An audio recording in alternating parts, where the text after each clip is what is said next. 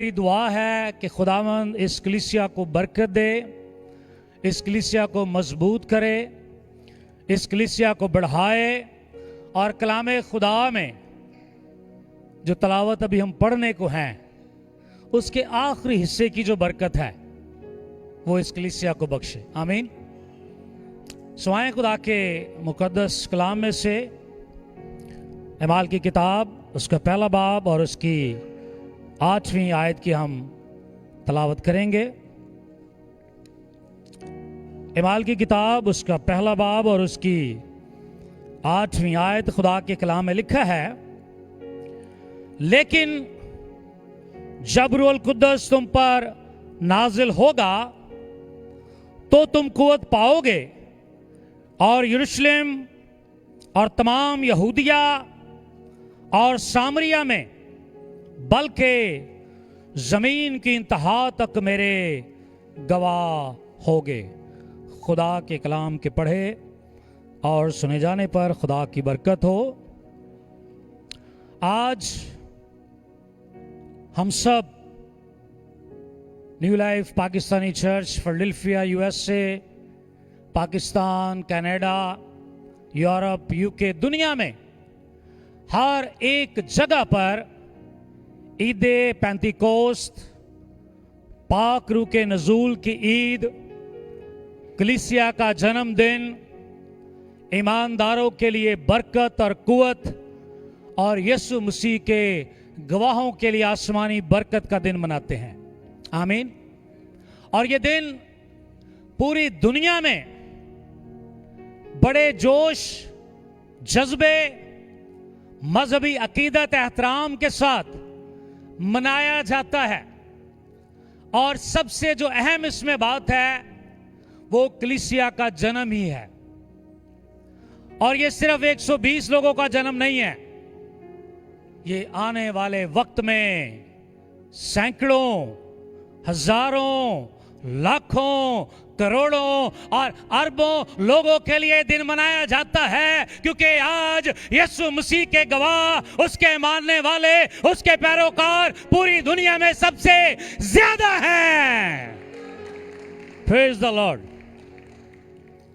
इस हवाला में हमने इस बात को पढ़ा है, खुदावंद यीशु मसीह आसमान पर जाने से पहले अपने शागिर्दों के साथ हम कलाम हैं और उनके साथ एक वादा करते हैं कि तुम रूहुल कुद्दस पाओगे।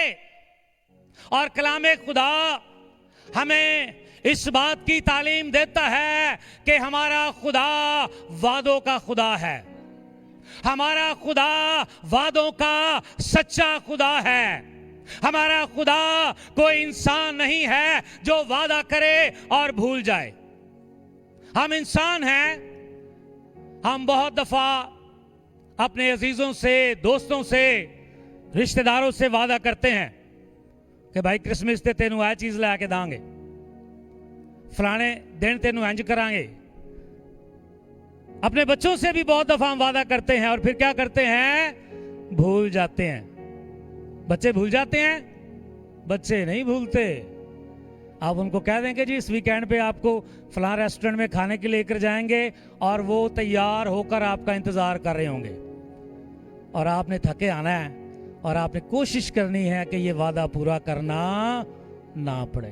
पर बच्चे जो हैं वो नहीं भूलते। हम इंसान, हमारी याददाश्त कमजोर है, हम जानबूझकर भी बहुत दफा अपना किया हुआ वादा पूरा करना नहीं चाहते। लेकिन खुदा की तारीफ हो, उसकी शुक्रगुजारी हो, आसमान जमीन का खुदा, कादरे मुतलक यहोवा यरी, वादों का सच्चा और जिंदा खुदा, जो वादा करता भी है और वादा पूरा भी करता है। आपके साथ भी उसने बहुत सारे वादे किए हैं, मेरे साथ भी बहुत सारे वादे किए हैं। कभी कभार वादा पूरा होने में देर हो जाती है, फिक्र ना करें, इंतजार करें। खुदा एक दिन जरूर अपने वादे को पूरा करेगा। उसने इब्राहिम से वादा किया कि मैं तुझे एक बेटा दूंगा और वो बेटा तेरा वारिस होगा और उस बेटे से कौमें चलेंगी, बरकत पाएंगी, तेरी नस्ल का नाम बरकरार रहेगा। 25 साल उस शख्स ने इंतजार किया। हो सकता है 5 साल बाद, 10 साल बाद, 15 साल बाद, 20 साल बाद, 22 साल बाद, 24 साल बाद ओ आप भी ये वादा भूल गया हुए। इतनी देर हो गई, मैं भी बुजुर्ग, मेरी बीवी बुजुर्ग, तो ये वादा शायद वो खुद भी भूल गया हो। लेकिन खुदा जो वादों का खुदा है उसके लिए वक्त कोई अहमियत नहीं रखता, क्योंकि उसके सामने एक दिन 1000 साल के बराबर है और 1000 साल एक दिन के बराबर है। वो 20 साल गुजर जाएं, 24 गुजर जाएं, लेकिन 25 गुजरने नहीं देता। Praise the Lord, hallelujah. उसको मालूम है कि मैंने वादा कब पूरा करना है। और कलामे खुदा मेरी और आपकी हौसला अफजाई करता है। बार बार ये वक्त के बारे में लिखा है, जब वक्त पूरा हो गया। मोइन वक्त पर, ठहराए हुए वक्त पर खुदा ने अपना वादा अपने बंदा इब्राहिम से पूरा किया। Hallelujah, hallelujah. तो खुदा आज भी अपने वादे आपके साथ और मेरे साथ जो उसने किए हैं उन्हें जरूर जरूर पूरा करेगा। नंबर 2, खुदा ने इब्राहिम से एक और वादा किया, 400 साल तेरी नस्ल मिस्र में गुलाम रहेगी और फिर मैं उसे आजाद करूंगा। पहला वादा 25 साल और फिर दूसरा वादा 400 साल। नस्लों की बात है, 4 सदियों की बात है। लेकिन खुदा उन 4 सदियों में भी अपने वादा को याद रखता है, क्योंकि वो कादरे मुतलिक है। वो सब कुछ करने की ताकत और कुदरत रखता है। और जैसे ही 400 साल पूरे हुए उसने अपने बंदा मूसा को भेजा। हालेलुया। शायद गुलामी करते करते इस्राएली उसके आदी हो गए, अब कोई उम्मीद बाकी ना रही। लेकिन खुदा ना उम्मीदी में से उम्मीद पैदा करता है और उसने मूसा को पैदा किया और ठीक वक्त पर खुदा ने अपने लोगों को फिरौन की गुलामी से रिहाई बख्शी।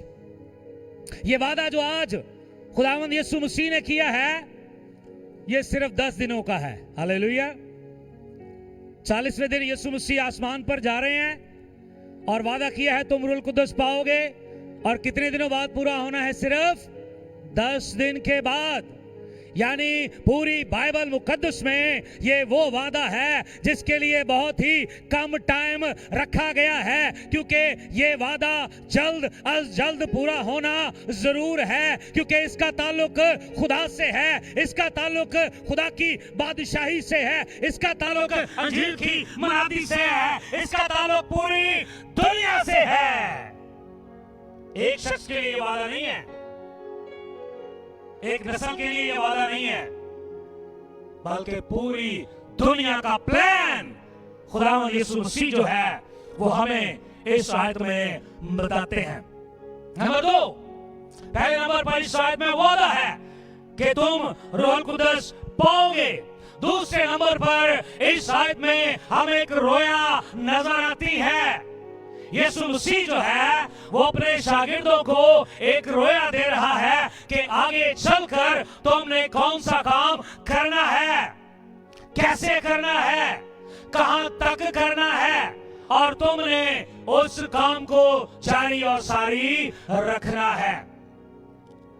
और हम अक्सर इस बात को सीखते हैं, पढ़ते हैं कि रोया ख्वाब में आती है, और जो है रोया वो किसी कलाम के वसीला से आ सकती है, किसी खादम के वसीला आ सकती है, लेकिन यहां पर रोया देने वाला वो है जो इस रोया को पूरा करने वाला भी है। हालेलुया। खुदावंद यीशु मसीह ने खुद अपने शागिर्दों को ये रोया दी है कि तुमने क्या करना है, मेरे गवाह बनना है।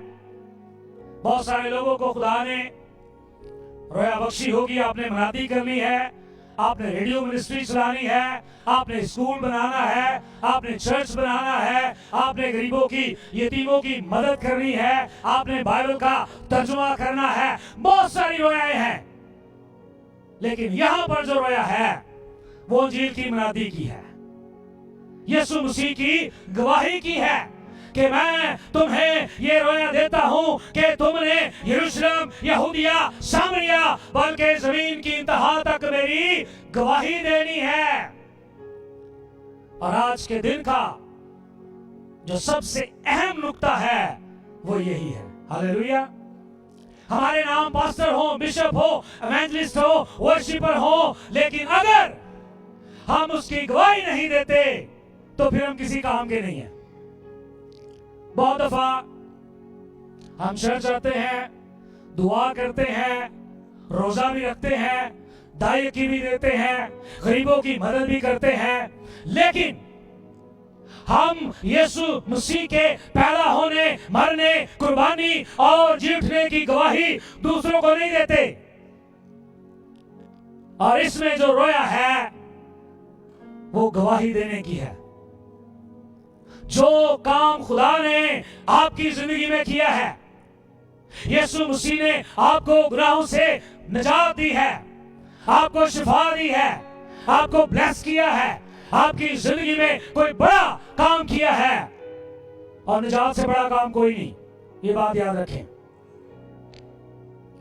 अगर हमें अच्छी नौकरी मिल जाए चली जाएगी, बैंक बैलेंस हो एक दिन खत्म हो जाएगा, अच्छा घर हो एक दिन हम वहां से चले जाएंगे, लेकिन याद रखें जो मेन काम है, जो मकसद है, वो यीशु मसीह की गवाही देने का है। और ये रोया खुदावंद यीशु मसीह ने खुद अपने शागिर्दों को दी है। और नंबर 3, इस आयत में हम देखते हैं कि यीशु मसीह ने अपने शागिर्दों को एक जिम्मेदारी दी है, और जिम्मेदारी ये है कि अब तुम सब ने वो अंजील, वो खुशखबरी, वो कलाम जो मैंने तुमसे किया है, अब तुमने इसको दूसरों को देना है, अपने पास नहीं रखना। बहुत दफा इतवार को जब हम चर्च आते हैं, कोई हमारा अजीज रिश्तेदार नहीं आता तो हम उसको इनवाइट नहीं करते, उसको दावत नहीं देते। और जब पास्टर साहब कहते हैं जी फलाना नहीं आया, आना आएगा तो आ जाएगा, वो नहीं मर्जी है, आएगा तो बरकत पाएगा, नहीं देना सही। नो, जिम्मेदारी है।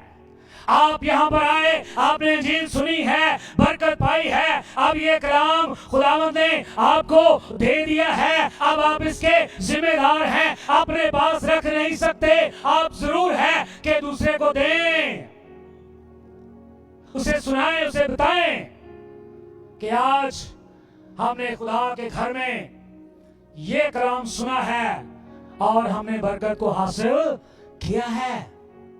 शागिर्दों को यीशु मसीह ने जिम्मेदारी दी, और जिम्मेदारी के 3 स्टेज हमें नजर आते हैं। नंबर 1 यरूशलेम है। यरूशलेम से मुराद आपका अपना घर है। आप ईमानदार हैं, पास्टर हैं, वर्शिपर हैं, आपकी जिम्मेदारी है अपनी बीवी अपने शौहर को कलाम सुनाए, दोनों अपने बच्चों को कलाम सुनाए। तो सबसे पहले हमने अपनी फैमिली को बचाना है। एज ए पेरेंट्स, माँ बाप, ये हमारी जिम्मेदारी है। बहुत दफा हम दूसरों के बच्चों को देख रहे होते हैं, ये क्लब जाते हैं, ये डांस करते हैं, ये शराब पीते हैं, ये माँ बाप की नाफरमानी करते हैं, बहुत कुछ देख रहे होते हैं। उससे ज्यादा नाफरमान हमारे अपने बच्चे होते हैं, और हम उनको कुछ नहीं कहते। अगर वो 12 बजे तक सो रहा है तो सो रहा है। एक बहन हमारे चर्च में आई, और इबादत के बाद मैंने उससे कहा आपका बेटा चर्च नहीं आया आज। तो पता उसने क्या कहा, पादरी साहब उन्हें सुता है, अपना बेटा सोया हुआ है, उसके आराम की बड़ी फिक्र है, उसकी बड़ी फिक्र है। और वही बहन गली में जाते जाते और लड़कों को सख्त अल्फाज से कह रही गिरजे जाया करो,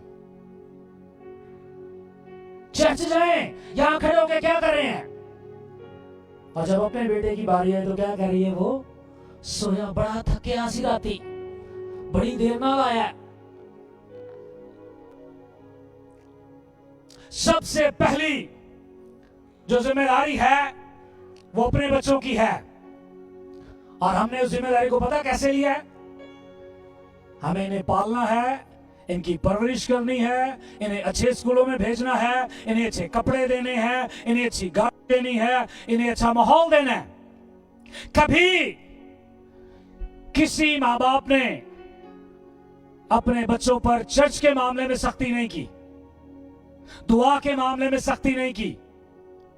अगर वो करता है ठीक है, नहीं करता तो भी ठीक है। लेकिन याद रखें, जब खुदावंद यीशु मसीह शागिर्दों को जिम्मेदारी दे रहे हैं तो ये जिम्मेदारी आज आपके लिए है। जिस तौर पर हमने यहाँ पर अपने हाथ उठाकर पाकरू के लिए दुआ की है, जिस तौर पर आपके लिए खुदा के खादमों ने दुआ की है, जिस तौर पर आपके हाथों पर माथे पर अनाइंटिंग तेल लगाया गया है, ये तेल नहीं है, ये पाकरू का मस्सा है, उसकी हजूरी है। और जब ये है तो आप इस बात के जिम्मेदार हैं, आप जिम्मेदार हैं कि खुदावंद अब ये इंजील मुझ तक नहीं रहेगी, सिर्फ फिलाडेल्फिया तक नहीं रहेगी, अमेरिका तक नहीं रहेगी, दूर जाएगी। पर आगाज कहां से होगा, मेरे घर से, मेरे बच्चों से। और आज अफसोस है कि हमारे अपने बच्चे नाफरमान हैं, हमारे अपने बच्चे खुदा से दूर हैं, हमारे अपने बच्चे दुआ नहीं करते, हमारे अपने बच्चे बाइबल नहीं पढ़ते, लेकिन हम दूसरों के बच्चों पर उंगली उठा रहे हैं। तो एक जिम्मेदारी खुदा ने एज ए ईमानदार, as a pastor, as a Christian हमें ये दी है कि हम अंजील की मुनादी करें, लेकिन आगाज कहां से करना है, अपने घर से। अपनी बीवी और बच्चों को बचाना है, उसके बाद हम दूसरों को बचा सकते हैं। आमीन। जब यीशु मसीह स्लीप पर था तो उस डाकू ने क्या कहा, खुद भी बचा और हमें भी बचा। तो पहले नंबर पर खुद बचें, अपनी फैमिली को बचाएं और फिर दूसरों को बचाएं। अक्सर हम ट्रैवल करते हैं जहाज में, तो हमने देखा वहां पर ऐलान होता है, जी आप जब आपको ऑक्सीजन फील हो, कम हो, तो फिर आपने मास्क लगेगा, लेकिन पहले खुद लगाना है और फिर दूसरे को लगाना है। तो पहले खुद बचें और फिर दूसरों को बचाएं। नंबर 1 यरूशलेम है, और वो आपका घर है, आपके रिश्तेदार हैं, आपका चर्च है और आपका अपना इलाका है। नंबर 2 सामरिया है।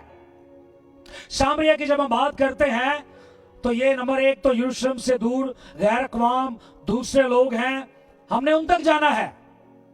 और यीशु मसीह भी गलील में, सामरिया में, यरूशलेम में, बैतनिया में और सारे इलाका में उसने मनादी की है। तो नंबर 1 जिम्मेदारी है अपनी फैमिली की, अपने रिश्तेदारों की। और नंबर 2 हमारी जिम्मेदारी है गैर अक़वाम तक भी हमने जाना है, जिन्होंने यीशु मसीह का नाम नहीं सुना।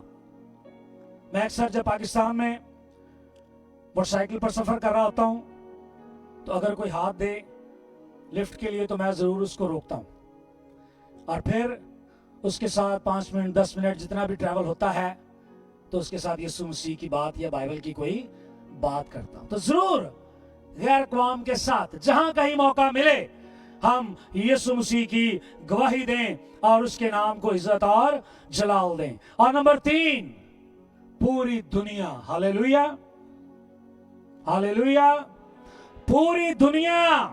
इसका मतलब है जहां जहां पर लोग बसते हैं, वो क्रिश्चियन है, मुस्लिम है, हिंदू है, पारसी है, सिख है, कोई भी कौम है, कौमों के लिए इंजील है, कौमों के लिए।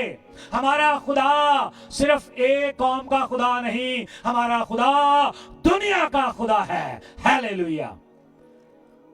जो तीसरी बात है वो है जमीन की इंतहा।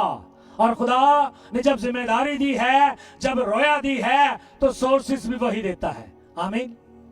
अरमाल की किताब बाब की पहली 4 आयत में हमें वो सोर्स नजर आती है, और वो सोर्स है खुदा का पाक रूह। जब तुम्हें कुव्वत का लिबास मिले, जब तुम्हें कुव्वत मिलेगी, दिलेरी मिलेगी, तो फिर तुम यरूशलेम, यहूदिया, सामरिया और जमीन की इंतहा तक मेरे गवाह होगे।